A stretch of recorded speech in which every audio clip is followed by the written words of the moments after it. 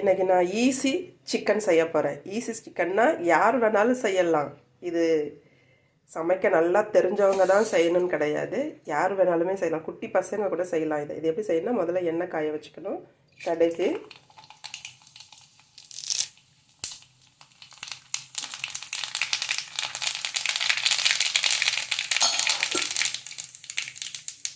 கடுகு பொரிஞ்சு முடிஞ்சது கருவேப்பிலை, அலசி வச்சுருக்கிற சிக்கன்,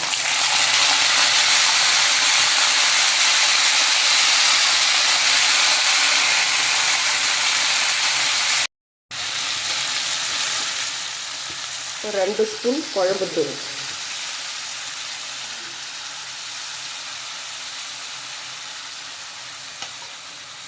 ஒரு குட்டி டம்ளர் தண்ணி, தேவையான அளவு உப்பு.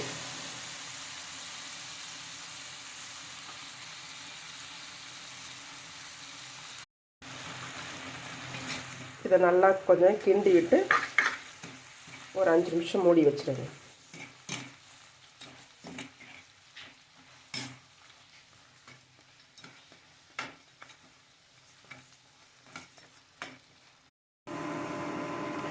நடுவில் ஒரு தடவை லைட்டாக கிண்டி விடுங்க. இதில் சிக்கன் நம்ம சின்ன குட்டி டம்ளர் தண்ணி தான் விட்டோம். சிக்கன்லேருந்தே தண்ணி நிறைய வருமா, அந்த தண்ணியிலே இது நல்லா வெந்து சுருளை வரங்கிற வரைக்கும் நம்ம மூடி வச்சு நல்லா கிண்டி விடணும். அப்போ தான் என்ன ஆகும்னா, அந்த உள்ளே இருக்கிற எலும்புலாம் அந்த தூளுடைய அதில் இருக்கிற மசாலா எல்லாமே இறங்கி போய் அந்த எலும்பை கடித்து சாப்பிடும் பொழுது நமக்கு ருசியாக இருக்கும் அந்த டேஸ்ட்டு.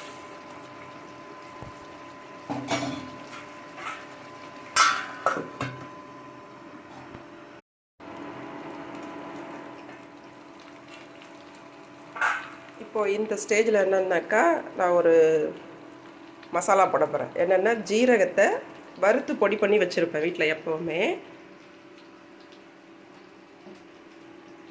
ஜீரகத்தை எடுத்து ஒரே ஒரு ஸ்பூன் மட்டும் அதில் போட போகிறேன்.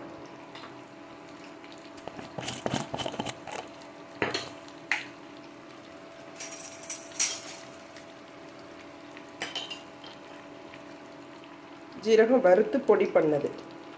இது எதுக்குன்னாக்கா, நம்ம சிக்கனுடைய அந்த எலும்பு உள்ள இருக்கிற டேஸ்டெல்லாம் இன்னும் அதிகமாக நமக்கு இதில் எண்ணெய் நிறைய விட வேண்டியது கிடையாது. நான் தோலோடு வாங்கியிருக்கிறதால தோல்லேருந்து வேக வைக்கும் போதே அதில் ஆயில் வரும். அந்த ஆயில் தான் இதில் இவ்வளோ ஹெவியாக நிறைய எண்ணெய் விட்ட மாதிரி தெரியுது.